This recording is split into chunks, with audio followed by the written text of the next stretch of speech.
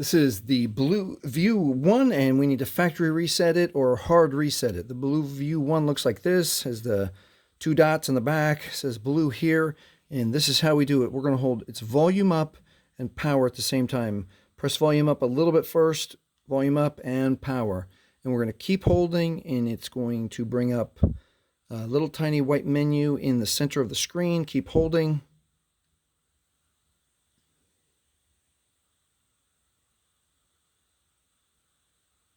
Dude. There it is. Took a little bit longer than I thought, but that's okay. Now, with the volume buttons, we're going to use volume up to select, and volume down is okay, not power. So let's make sure we're on recovery mode. I'll show you that volume up is what selects it.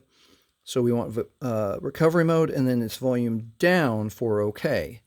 And then you'll see that the blue logo turns on, and immediately the No Command Fallen Android comes up. At the No Command Fallen Android, hold power and quick touch volume up. Hold power, quick touch volume up.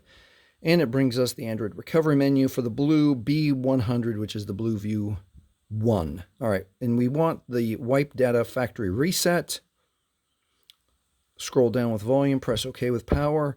And we want to verify wipe all user data. This cannot be undone. We want yes. Scroll down with volume, press OK with power.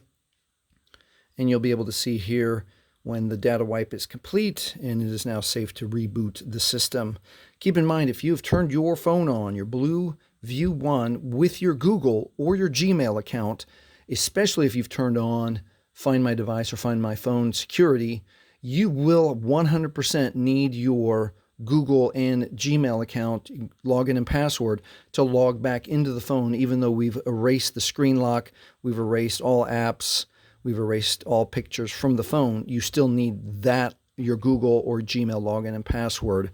Make sure you remember your login and password.